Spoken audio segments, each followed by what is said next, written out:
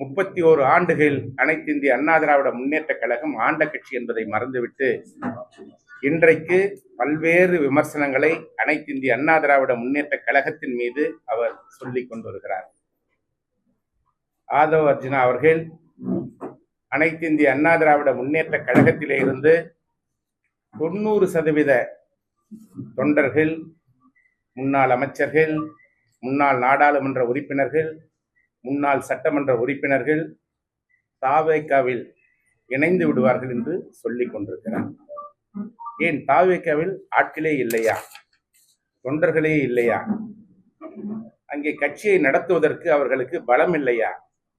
ஏன் அனைத்து இந்திய அண்ணா திராவிட முன்னேற்ற கழகத்திலே இருந்து அவர்கள் முன்னாள் அமைச்சர்களையும் முன்னாள் நாடாளுமன்ற சட்டமன்ற உறுப்பினர்களையும் அனைத்து இந்திய அண்ணா திராவிட முன்னேற்ற கழகத்துடைய நிர்வாகிகளையும் குதிரை பேரத்தின் மூலமாக இழுத்து கொண்டிருக்கிறார் என்பதுதான் வியப்பாக இருக்கிறது.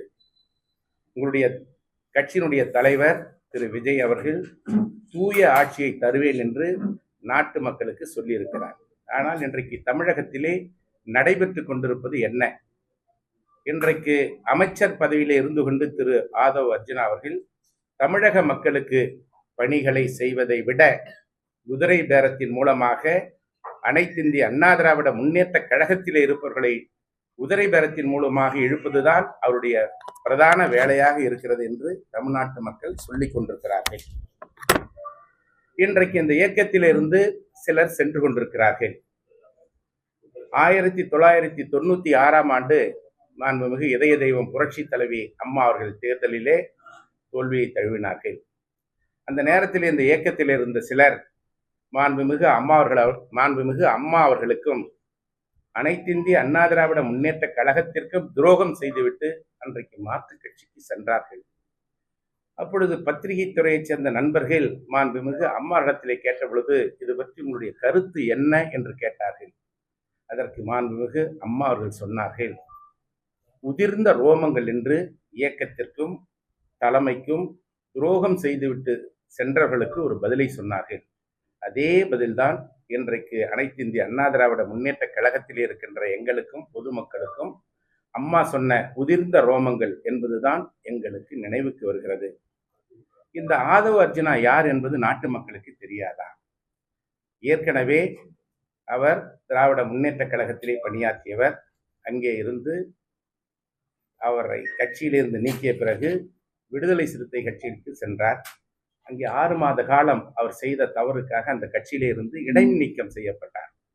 அதன் பிறகு அவர் அனைத்து இந்திய அண்ணா திராவிட முன்னேற்ற கழகத்திற்கு வந்து அனைத்து இந்திய அண்ணா திராவிட முன்னேற்ற கழகத்துடைய பொதுச் செயலாளர் மாண்புமிகு அண்ணன் எடப்பாடி அவர்களை சந்தித்து என்னை அனைத்து இந்திய அண்ணா திராவிட முன்னேற்ற கழகத்திலே இணைத்துக் கொள்ளுங்கள், எனக்கு இந்த இயக்கத்திலே கட்சியினுடைய துணை பொதுச் செயலாளர் பதவியை தாருங்கள் என்று கேட்டார்.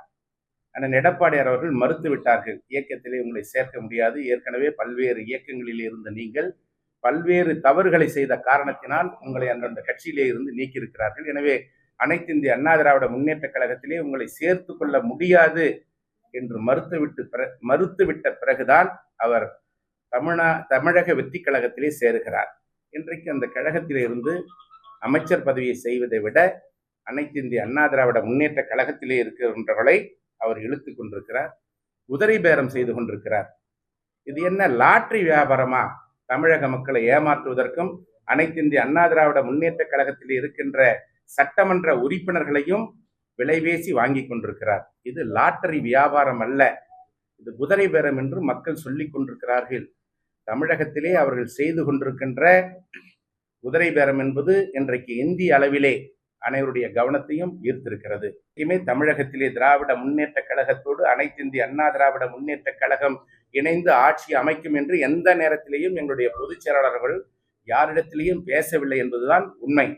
இந்த உண்மைக்கு மாறாக இன்றைக்கு இந்த ஆட்சியில் இருக்கின்றவர்கள் மக்களை திசை திருப்ப வேண்டும் என்பதற்காக பல்வேறு தவறான கருத்துக்களை சொல்லிக் கொண்டிருக்கிறார்கள்.